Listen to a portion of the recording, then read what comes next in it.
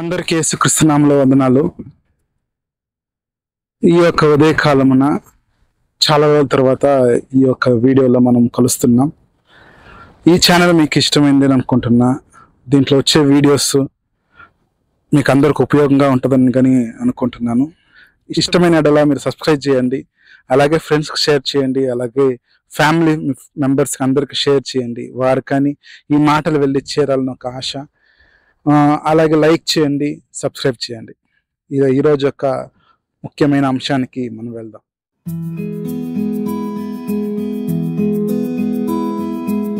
ఈరోజు మనం మాట్లాడుకోబోయే ఒక అంశం ఏంటంటే తల్లిదండ్రుల్ని గౌరవించడం. తల్లిదండ్రుల్ని సన్మానించడం, గౌరవించడం అనేది ఈ కాలం పిల్లల మధ్యలో చాలా తక్కువైపోయింటున్నది. ఎందుకంటే వారు ఎలా అనుకుంటున్నారంటే మేమే అన్ని సాధించాము, మాకెవరు ఏం చేయలేదు, మేము ఈ స్థితిలో ఉంటున్నామంటే అది కేవలం మా ఒక తలాంతు, మా ఒక టాలెంట్ బట్టి మేము ఇక్కడ ఉంటున్నామని చాలా మంది అనుకుంటున్నారు. సో ఎందుకు అలా అనుకుంటున్నారంటే వారు మర్చిపోతారు. వారు వాళ్ళ తల్లిదండ్రులు చేసిన వాటిని మర్చిపోయి ఏం చేస్తారంటే వారిని దూషించడము, వాళ్ళని తిట్టడము నేను చాలా చూస్తున్నాను. ఎలా అయిపోయిందంటే మా తల్లిదండ్రులు మాకేమి చేయలేదు అని చెప్పేవారు వాళ్ళ తల్లిదండ్రులను దూషించడమే కాదు, వారు కానీ శాపంలోకి పడిపోతూ ఉంటారు. మా అమ్మ విషయం ఈరోజు తీసుకొని మాట్లాడాలనుకుంటున్నాను.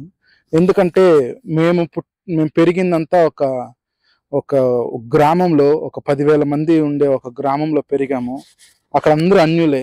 వాళ్ళ మధ్యలో మా ఒక నాన్న చనిపోయినాక మేము దేవుని నమ్ముకోవడము జరిగింది.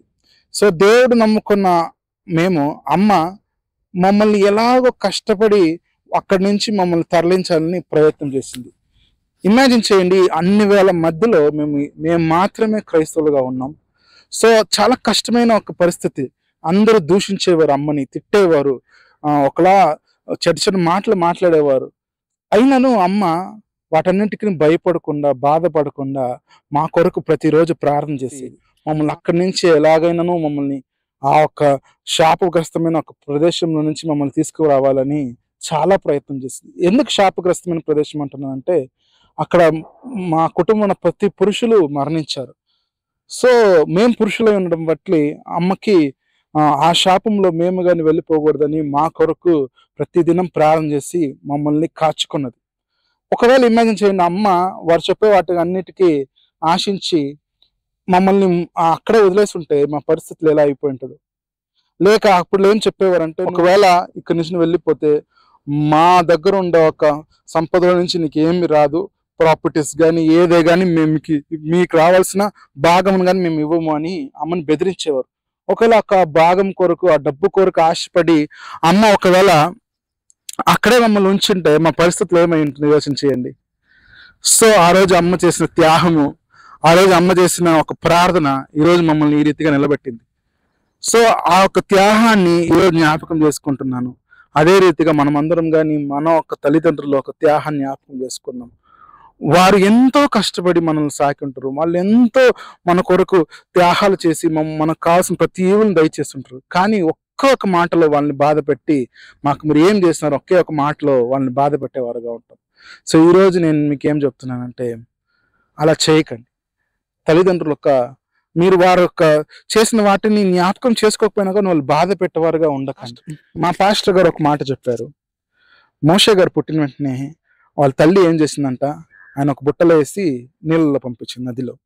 అప్పుడు ప్రిన్సెస్ ఆ ఒక బిడ్డను తీసుకొని ఆ బిడ్డను సాకడానికి మరలా ఆ తల్లినే పిలిచి ఆ తల్లికి జీతం ఇచ్చి ఆ బిడ్డను పోషించడానికి ఇచ్చింది.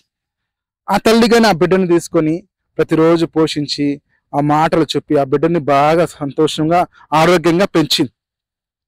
ఇక్కడ చూసినప్పుడు సొంత పిల్లల్ని సాకినా కానీ ఆమెకి జీతం వచ్చింది.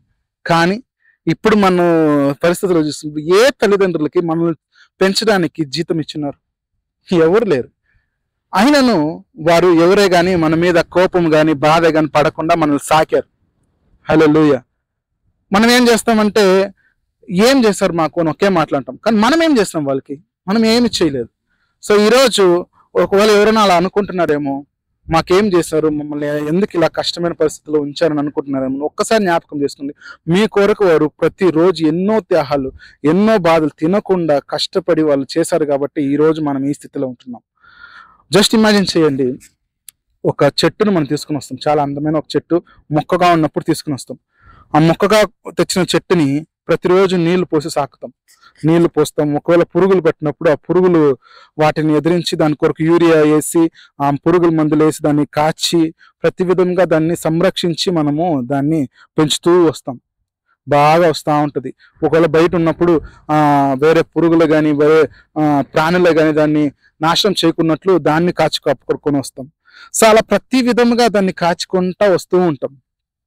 జస్ట్ ఇమాజిన్ చేయండి, అది బాగా పెద్దగా అయినాక, బాగా దాని పూలంతా వచ్చి చాలా అందమైన ఒక చెట్టుగా మారినాక దానికి మాటలు వచ్చినాయని వచ్చి ఇమాజిన్ చేయండి. మాటలు వచ్చిన ఆ చెట్టు వచ్చి, నువ్వు నాకేం చేసినావు, నీ నుంచి నాకు ఏం ఉపయోగము అని వచ్చి అడిగితే ఎంత బాధ అవుతుందండి. అలా ఆ చెట్టు వచ్చి అడిగినప్పుడు మనకి ఎంత బాధ అవుతుంది. ఇంత సాకాను కదరా, దీనికి కావాల్సిన ప్రతి వాటిని ఇచ్చినారు, ఇదేమొచ్చి ఇలా అడుగుతుందనేసి ఆ చెట్టు పైన మనకు ఒకలా బాధ కలుగుతుంది. బాధ కలిగి ఏం చేస్తామంటే, మనమైతే ఏం చేస్తామంటే ఆ చెట్టుని తీసి బయటికి వేసేస్తాం. బయటికి వేసినాక ఆ చెట్టు ఏమైపోతుంది, ఎండిపోతుంది. ఎండిపోయినాక చనిపోతుంది. ఎలా ఉంటుందండి పరిస్థితి? అదే రీతిగా మన తల్లిదండ్రులు కానీ మనల్ని చేస్తే ఎలా ఉంటుంది?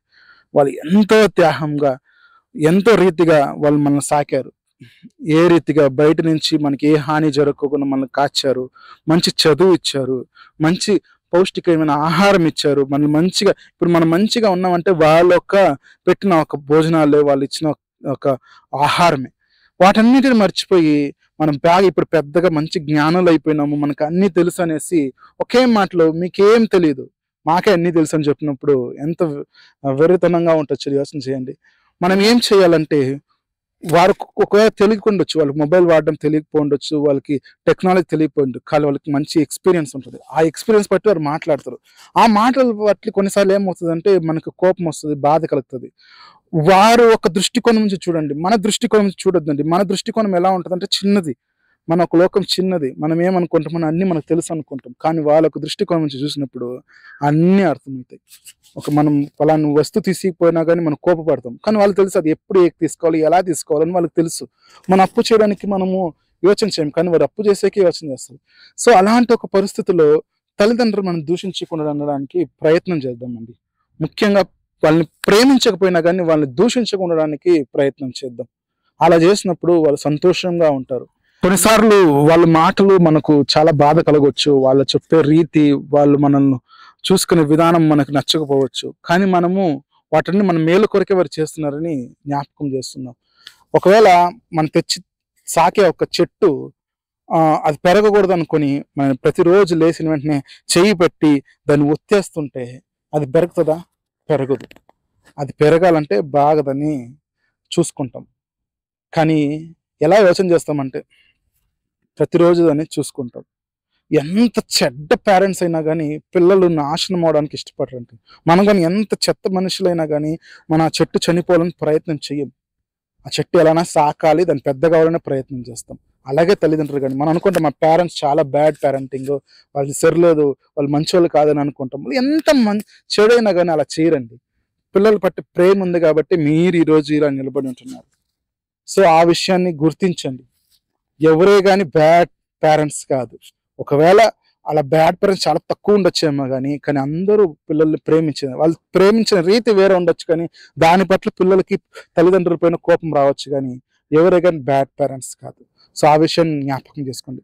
అలాగే ఇంకో ఒక విషయం ఏంటంటే, ఈరోజు మీకు నేను చెప్పేది ఏమంటే, ఈరోజు మీరు వెళ్ళండి, మీ తల్లిదండ్రులు ఎవరైతే ఉన్నారో వారి దగ్గరికి వెళ్ళండి. ఇది ఒక అసైన్మెంట్గా తీసుకున్నాం. వెళ్ళి వారి పక్కలో కూర్చోండి, లేదా వారు దూరంగా ఉన్నట్లు వారికి ఫోన్ చేయండి, థ్యాంక్ యూ అని చెప్పండి. వాళ్ళకి దగ్గరికి వెళ్ళి వాళ్ళని కౌగిలించుకొని థ్యాంక్ యూ అమ్మ, థ్యాంక్ యూ నాన్న అని చెప్పండి.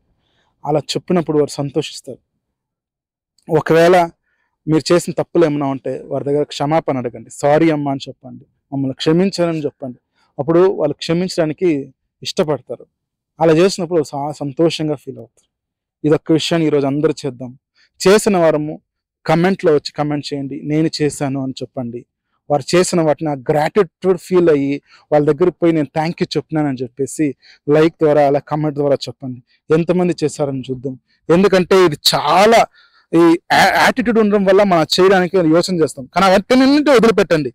తల్లిదండ్రుల ఒక ప్రేమ మీకు తెలుసు. ఒక్కసారైనా వాళ్ళు యోచన చేస్తుంటారు.